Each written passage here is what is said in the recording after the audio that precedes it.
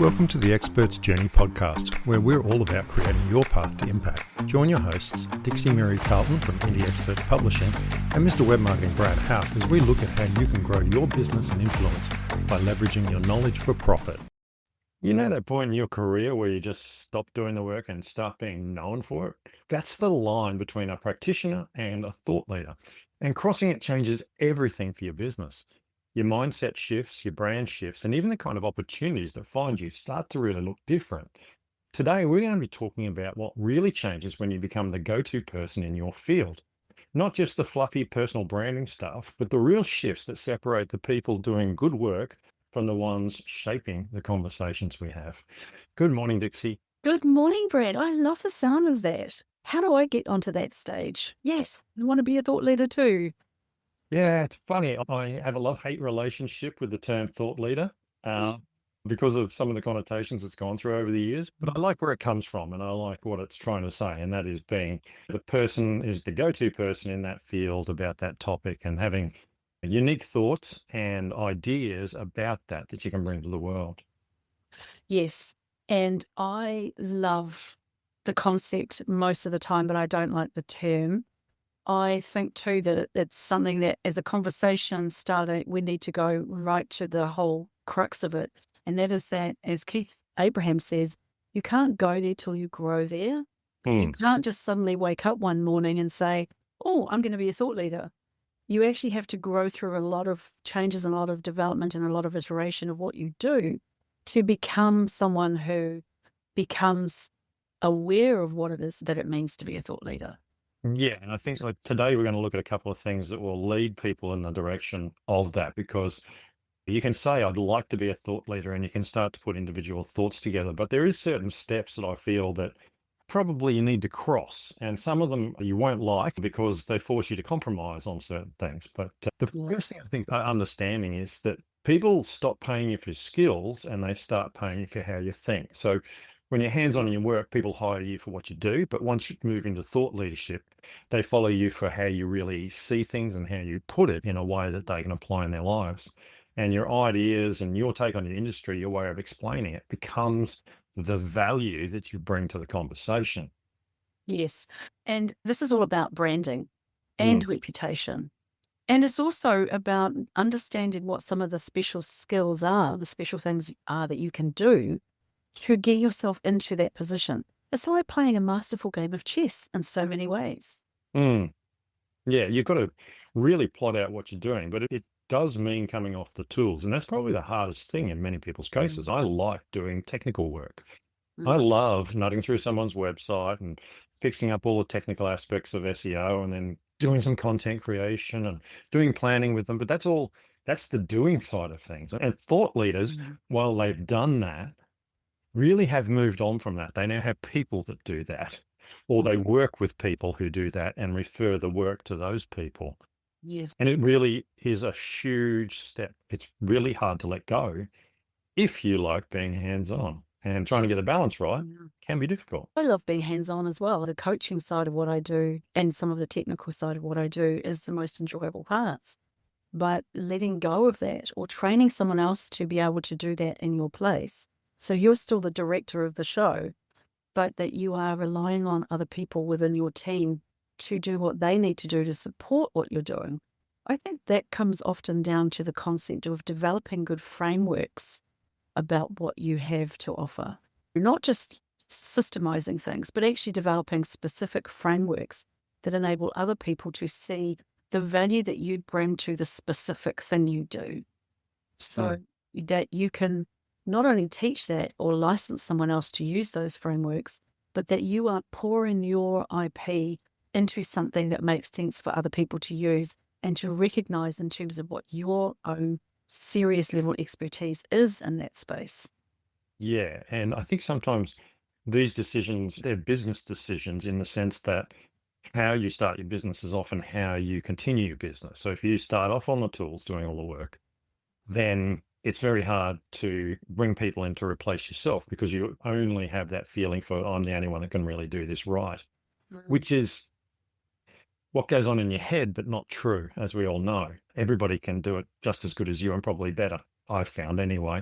But I have my way of doing it and I like to see it done a certain way. And that comes down to training your staff and doing that. So some people will start their business where they talk about a particular topic and then they have other people that do the work, and then they just hire people in as they get busier.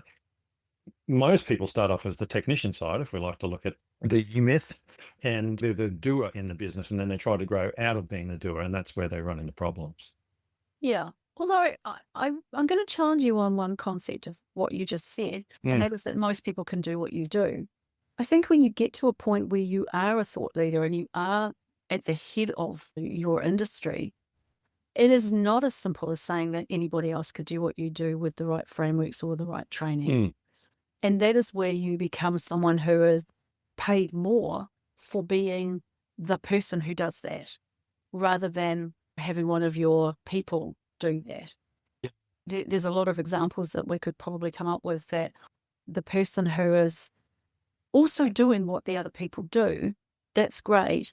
But if you want the boss, you're going to pay the premium for that. Oh, yeah. I suppose what I'm saying is that a lot of the busy work that we do can be laid out as a set of checklists, and you can teach someone to do it. It's what you learned, it's what you developed, but it's not like you can't actually get someone else to do it. And I personally have a hard time of letting that go. I have my ways, and it's annoying. I remember when Steve Jobs was stepping down, there was a lot of talk about who is possibly going to be able to take Apple to the next levels and continue this legacy. And of course, there is always someone that can step in.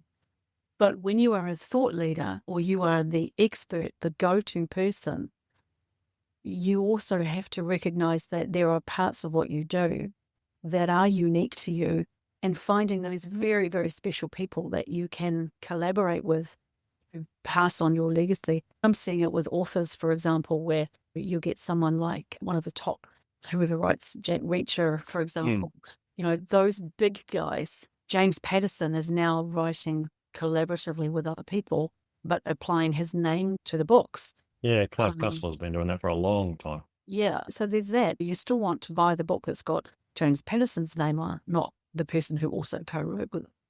And I think that brings me to a really interesting point where you are able to collaborate with people very powerfully if your name is such that you can bring those top guns in to work with. And that makes a difference too for the people that you're trying to deliver a service to. If you have surrounded yourself with really great people who can also contribute to that delivery, then the people that you're serving can actually feel that they're buying not just you, but a whole team. And that can be a confidence builder too. Exactly. And I think this brings us to the next point that I've got, which is that you need to actually let go of the tools and lead with ideas. And that's a change in the fundamental way you think. It's about creating ideas and putting ideas out there rather than creating necessarily systems and tools and work. You're moving to another level where we're talking, I suppose, philosophy, talking about things rather than how to do things. And it really is a mindset shift. And I've seen some people who are very, very good at it. And they're exceptionally clear in their ideas, and they stay in that discussing the idea sort of element rather than discussing how we're going to do that. They might have that as well, but they don't, as a speaker, drop into that when they're on stage or in the content that they produce. It's not a how, it's an idea discussion. Yeah, you're right. I think that there are so many moving parts to this. How do you get started on making some decisions around stepping into that space? Well, I think it comes down to where do you want to play? And sometimes Brady McLean always said, play a bigger game. And I've always loved that. And I think that's what it comes down to. Do you want to keep playing in the mud and getting dirty and doing the hard work? Or do you want to move into the suits and the clean room sort of stuff where you're actually out of that level? That in leadership, for example, where you move, in my case being a firefighter, you move off being on a truck and grabbing the hoses to standing outside the fire and running all the people on the trucks. It's the same with thought leadership in that way. You're taking a step away, a step up to have all that other stuff going on underneath you. And you're coming up with the ideas, the plans, all that sort of stuff, but you're not actually doing, but you're bringing that to people on stage. So coming back to doing it on stage, how do you promote yourself and differentiate yourself as being the thought leader versus the person who can roll their sleeves up and get the jobs done? When you are talking about being a presenter, a leader from on stage, sharing the ideas. That brings me to another point I have down here. So it's a good thing I make all these points before we get to them. And this good one from my perspective, I've always found this one to be really interesting. It was taught to me very early on, and I've always had a hard time working on it. And that is that safe opinions don't get you noticed. There's an old theory that says if you sit on the fence, no one cares. But if you go, I hate it or I love it, lots of people will fall in the love it camp. Lots of people fall in the hate it camp, but no one cares if you say, I like this and I dislike that. It's very wishy-washy was the way it was put to me. So choosing a side is a very powerful way to get noticed because suddenly you cut through. For example, from a news perspective, you might put a statement out there that says wooden fences are no good. You should only use steel because steel lasts forever or something. And then all the wooden fence people are going to hate that because they like wooden fences. They don't want to use steel. Steel uses too much electricity to make or whatever. But that one side or the other, working away from the safe side of things, playing it safe so no one points their finger at you, is when you start to move into thought leadership, in my opinion. I completely agree. And I think you have to be brave enough, if you want to own that space, to maybe be a little controversial. Like we have a system when we're doing books, for example, that we will send out for peer reviews. And one of the questions we ask the reviewers is, was there anything contentious or controversial that you felt was tickled or mentioned in this content? And we're always looking for ways for authors to be able to stand out as being able to say something slightly different. There are gazillions, like tens of thousands, maybe hundreds of thousands of books about leadership, for example. So finding something new or interesting or different that makes people want to pick it up and find out more about what you have to say about leadership, for example, means sometimes stepping into that contentious space. So how do you choose to do that? And it does take a certain amount of bravery to become someone who's willing to have the rotten tomatoes thrown at you, just along with the roses, because it's not an easy thing to do. And in this day and age, for example, there's an awful lot of people who will cancel you if you say the wrong thing or step out of line. So it's a lot harder now than what it even used to be. Yeah, Get into that controversial space, but far more necessary if you're going to stand exactly. up. Right. Obviously, with any argument taking a side, you must have something to back that up. So you must have your theories, your thoughts on why it is that way. So, for example, if I was to say something like, not everyone can be a leader, that would be quite controversial because you'd be saying to people, you'll never, ever lead somebody, which is my brain then goes, but that's not true. So you have these arguments in your own head then, and that's where you end up back in the middle again. So you've got to really say something that you're willing to stand by and back with facts or good reasoning, one or the other, and be willing to know that some people are going to hate you for it. That's how I feel about it. I know that sounds terrible, and it's not true. I've seen plenty of thought leaders who people don't hate, but I just feel like sometimes you really have to accept the fact that you're going to get, as you said, cancelled or get that hate, because that's the nature of the world today, especially with social media and all those sorts of things. It doesn't matter what you say. If you say the sky is blue, someone will say it's yellow. It's that simple, and they will argue black and blue that you're wrong. Absolutely. Look at Taylor Swift and J.K. Rowling. Both willing to stand firmly in what they believe in and good people. And you say one thing slightly controversial, and all of a sudden you have got a very big divide. And Taylor Swift, I love her. She wrote about is going to love you. But it doesn't make it easy. And when you haven't come from a background where you've been groomed or developed into understanding that level of rejection, it can make it a very rocky road to traverse. Yeah, and the other side, which you just mentioned, for example, is you can be seen as a leader in a field and everybody loves you, and then you have a personal opinion that a lot of people don't agree with, and can destroy all the work you've done. And I think that's part of dealing with it. You've got to be prepared. You either say nothing or you draw a line in the sand and you go, I won't go above that and I won't go below that sort of thing. It is certainly something I've stressed about a few times. I've chosen sides along the way in my thinking, but haven't gone too controversial, and that may just be my own nature. But I do know I have strong opinions too. But it is really hard to step out of one thing and up into thought leadership. And I know that's the way forward. I want to look more into futurism and thought leadership in that area where things are going, because it's something that really interests me. But again, you've got to pick a lane, pick a side, and be prepared to run with it and live with the consequences, as my brain says. Yes, that's so true. So what would you give as the top piece of advice for someone who is sitting perhaps on the precipice of stepping into being a recognized thought leader versus someone who has just in the past been a speaker, been a leader, been someone that people recognize and understand and know who they are, but is now hovering on that, do I take that next step forward? What would you advise them? I think you need to stop solving problems and you need to start leading conversations. And this is a great way of thinking of it, because rather than looking at everything as a problem that needs to be solved, start looking at the conversations that are happening and start leading those conversations with your thoughts. So putting your thoughts about other things. So, for example, newsjacking is a beautiful example of a place you could start. You can take a news article, and I've seen a few of my friends who are speakers do this, and then write their opinion about that as a thought leader in that area. And it's something that anyone can do.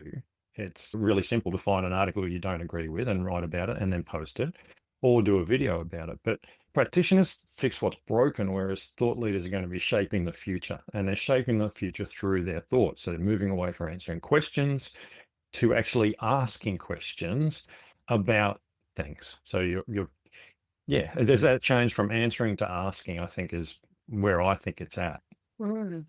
That's really deep. I like it. You're shaping your industry rather than just going along and saying things. You'll see in every industry, there's people that shape the industry. And if you take a minute just to look at them, use some AI and go and do some research into these people and find out, say to them, what's their controversial point of view? Which side are they on? AI is very good at finding that stuff. So it can be quite interesting to put that in and let it go and do some deep research for you to find out how people are setting up their side that they're working on.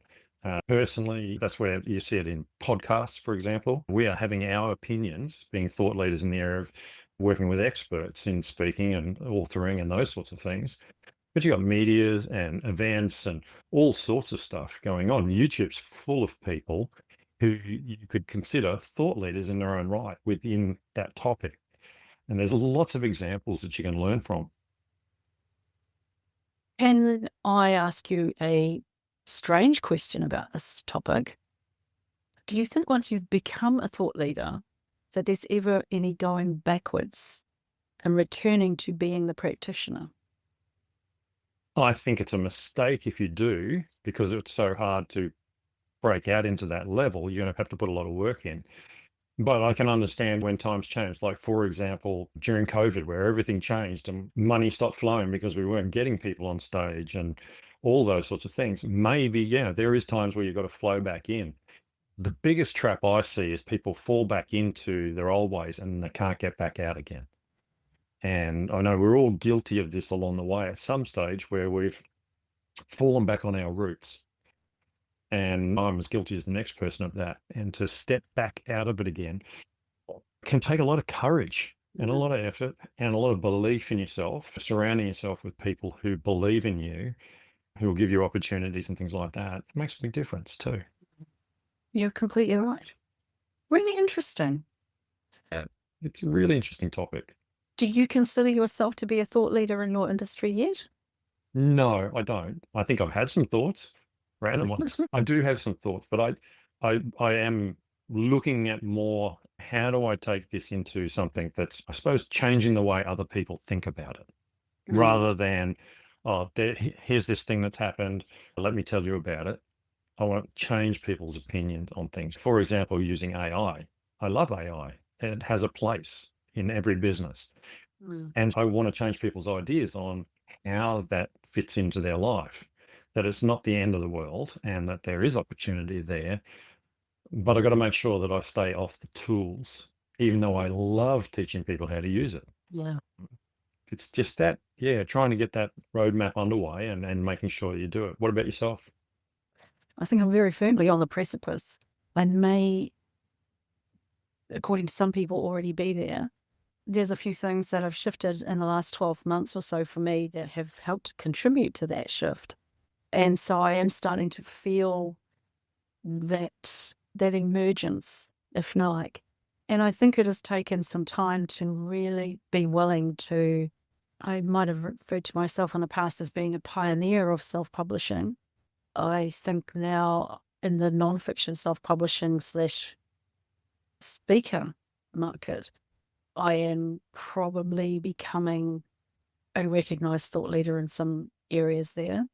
I'll keep building on that, it's a fascinating position to be in, and it's an unusual question to have to answer. And of course, you have to be mindful of whether or not ego plays too much into it, to consider yourself as one versus whether someone else would call you one. But I also know that because I work with so many people who are recognized thought leaders and experts in their industry, and because sometimes really playing that up, and not so much spin doctoring, that's not quite the right term, but playing that up and recognizing it and showcasing it is a part of what I do for authors. If you're an author who has very good quality, high ideas and is willing to stand on your convictions about what it is that you're an expert on, then yes, I would consider you to be a thought leader. And there's several that I can think of fairly quickly that I've worked with in the last 3 to 4 years who fall into that category. So I recognize who they are when I'm working with them. I think I can be objective enough to say that, yes, I'm pretty close. Mhm. But yeah, it's an interesting thing to think about, and a great objective as a speaker or an author to reach for that level of recognition. And one of the steps I've taken on my YouTube channel, where I'm focused on creating courses, micro courses and training courses and teaching people how to do that, I've started shooting videos where it's just talking head. It's me talking about a topic and giving 5 points on why you should do this or how you can solve this problem. So it's more about the actual thoughts behind stuff, my reasoning for why you should do this, rather than click here, click here, click here. And so there is little things you can do to start just to move yourself that way. So you've changed the content you're presenting, you're changing what you're putting out there. And one of the things I really love about doing that, for example, is I'm now taking like the latest video, which is about 12 minutes long, I'm feeding it into Opus Clip. But because it's all talking heads, it can pull 20 or 30 short reels for me from that, which are all great little talking points, which is what thought leaders do. Even just making that switch to talking head rather than how to could be your first step. Exactly. So what was that program again? Opus? Opus.pro, yeah. There's another one called Minvo, Minvo, and they both just take a large video and using AI, cut it into clips for you. And you can even schedule it onto YouTube and all your channels now. So I just press a button, it does all the cuts and schedule, press the button again. Fantastic. There was another program that you mentioned earlier about the news items that you can select and comment on. What was that? Yeah, so I use a range of different AIs, but like GenSpark, it'll go away and get me news items. And then I can find ones that it's found that relate to my topic. And I can then comment on those and write it up like an article. You can take chunks of that like you would as a reporter, where Joe said this and Mary said that. And here's what I feel. Yeah. Yeah. I know Fantastic. you do that all the time. Yeah, I have moments. Yeah, goodness. Yeah. Hey, that was a really interesting conversation. You've certainly got me thinking about a few aspects of that, which I think I will continue to mull over for the next few hours or days or weeks. But yes, thank you. Yeah, look, we encourage everybody to think about it. Becoming a thought leader could be where you need to head, or maybe where you were wanting to head. So hopefully we've given you a few tips today. Thanks for tuning into the Expert's Journey. If you've picked up some useful tips, please take a moment to subscribe and share it with other people, other speakers or experts, and it really helps us reach more people. And don't forget to check out our books on Amazon. Dixie's Start with a Draft, How to Easily Plan and Write a Nonfiction Book, and Authority Island. And my book, Microcourse Profits, Build a Seven-Figure Income with Bite-Sized Courses. Both are packed with practical tools to help you grow your business faster. We'll catch you next time. Thanks, Brad. That was a great conversation.